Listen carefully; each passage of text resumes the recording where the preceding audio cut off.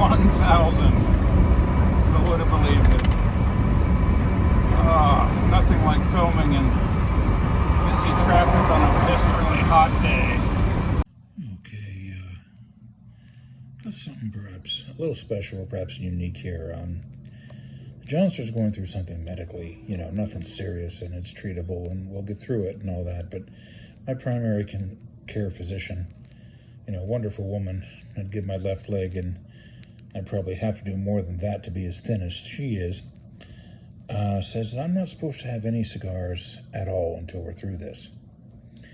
And I argued that, I always carry a cigar in case I catch a tornado. I've carried a Cuban for, good Lord, decades. Anyway, and I argued that, if I were in close proximity to a tornado, I'd have more pressing health concerns than having a cigar right now. And she didn't agree with that, so I think I talked her into having a cigar if I catch a tornado. I really want to have this cigar. No pressure. Oh, I thought I'd tell you a true story. I was chasing a tornado in a parking garage in Lowell, Massachusetts. And I was going back and forth, checking northeast, south, and west. And like the worst wind profile for a tornado imaginable. And totally exposed on the roof of a parking garage. And within 100 meters of a nuclear reactor, literally, there's a nuclear reactor at UMass Lowell. And horking on this Cuban cigar. I mean, I'm not just smoking this, I'm horking on it. And even at the time I thought, I might be a bit touched. Okay, looks like we're dealing with belts today. That big one is the air conditioning belt, which I took off in an attempt to stop the squeal, remember that? And also to preserve what I thought was R40 air conditioner, but air 40 conditioning fluid, whatever. And it turns out it's been 134 I got a call. Hang on, guys. Okay, that's a new one. I got a call while I was filming. And then my neighbor stopped by. Jim, awesome guy. Met his daughter. Focus, John. Okay, the smaller belt is for the air pump. And it looks like, I kid you not, it looks like something out of a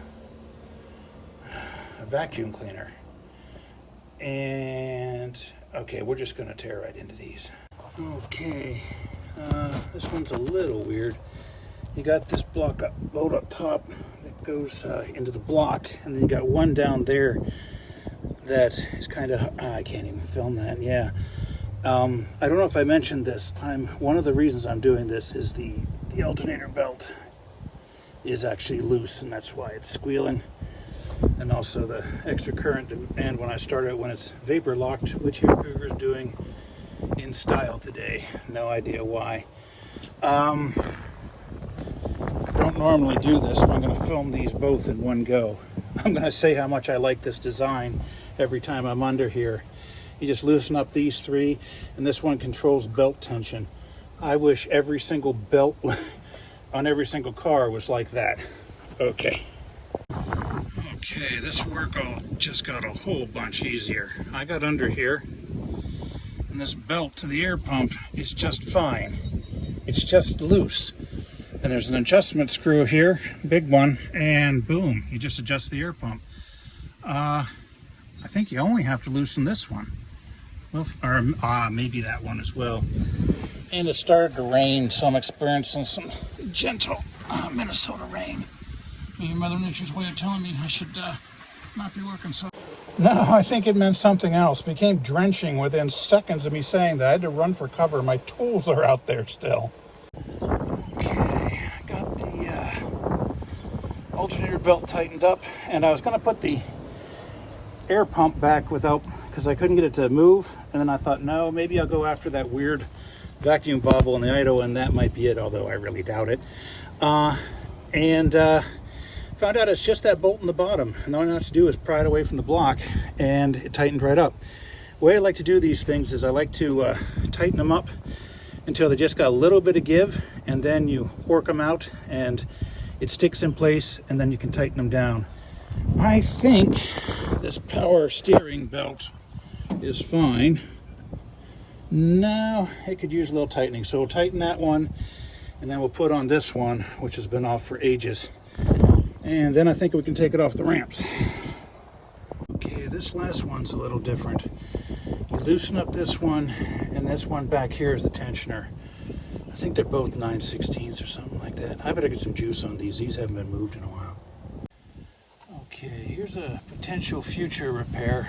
This is this piece of metal broke off of here, and then it dropped in the motor. And I used many bad words, and you don't ever want to leave any motor in the engine. That's the way not to have an engine anymore. So I was able to fish it out with this magnetic probe, and that was a long time ago on this channel, even before Rhino Ramps International. And the metal was still stuck on there in my toolbox. Stuck on you, I got a feeling. Nah, that's enough, John. Okay, here's a little trick. 5/8 extension. Loosen it, you can move the coil, get yourself a little extra room. Okay, plug all the vacuum lines. Golf tees always work for me. You always want to plug the open vacuum lines. You never want to be pulling raw unfiltered air into your vacuum system. Okay, pulling about 19 pounds, air cooking at 21 and a half. Leaps and bounds better than it was. The one on the passenger side was way off. I had trouble adjusting the one on the driver's side. Got to take a break actually. The air cooker was running so bad that's the first. Oh, and the temperature, oil pressure, all that hold beautifully at idle. Taking a break. Had a question. Yeah. Why am I bothering to adjust the mixture for summer when it's so difficult and I just like it so much? Well, the reason being is all the adjustments on these old cars are purely mechanical. Those screws adjust the air-fuel mixture ratio purely mechanically. There's no other adjustment on it. So it goes just by air volume and fuel volume, which is, of course, constant because fluids are incompressible.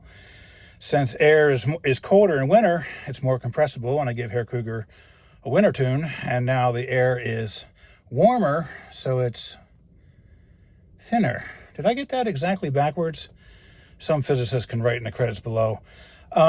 So that's why I give Herr Kruger a winter tune and a summer tune.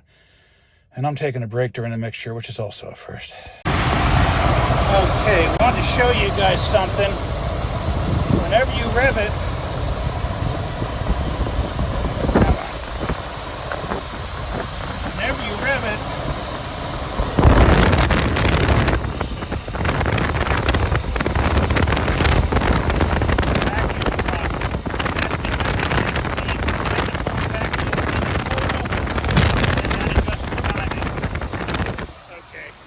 I have no idea if that's perfect, but it's good enough. It's leaps and bounds better than it was.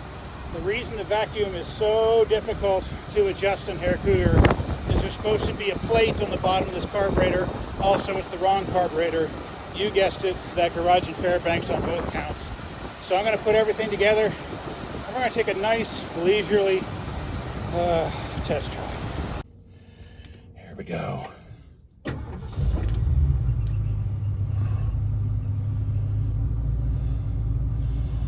Leaps and bounds better. Oh yeah. Pick you up here, guys, in a minute. Okay, guys.